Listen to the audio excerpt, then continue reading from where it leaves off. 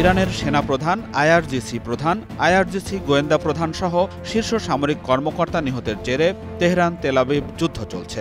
এতে দুপক্ষের সামরিক স্থাপনা ছাড়াও বাড়ছে সাধারণ মানুষের জানমালের ক্ষতি। নাতাঞ্জ ও ইস্পাহানে পরমাণু প্ল্যান্টে ভয়াবহ হামলার পর ইসরায়েলের এবারের টার্গেট ফোর্ডো পারমাণবিক প্ল্যান্ট। কোম শহর থেকে ২০ মাইল দূরে অবস্থিত এই প্ল্যান্টটি একসময় আইআরজিসির কার্যালয় ছিল। পাহাড়ের নিচে থাকায় সাধারণ কোনো বোমা দিয়ে এর ক্ষয়ক্ষতি করা সম্ভব নয়। এজন্য দরকার বাংকার ব্লাস্টার নামে বিশেষ ধরনের বোমা, যা আছে যুক্তরাষ্ট্রের কাছে। এরই মধ্যে যুক্তরাষ্ট্রের জাতীয় নিরাপত্তা কর্মকর্তাদের সাথে বৈঠক করেছেন মার্কিন president Donald Trump. White house situation রুমে ১ ঘণ্টা ২০ মিনিট ধরে চলে এই বৈঠক। এতে উঠে আসে ইরান ইসরায়েল যুদ্ধ পরিস্থিতি।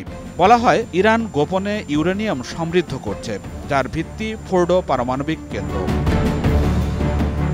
শক্ত কংক্রিট বা পাথর ভেদ করে মাটির গভীরে ঢুকে বিস্ফোরণ ঘটায় বাংকার ব্লাস্টার।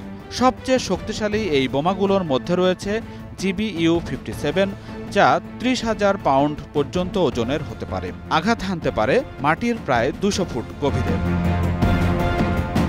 এগুলো সাধারণত B-2 স্টেলথ বোমা বহন করে, যা শত্রুপক্ষের রাডারে ধরা পড়ে না।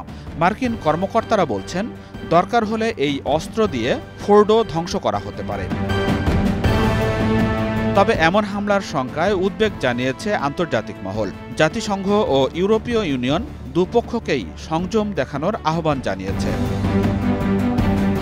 Najmus Sakib, star news.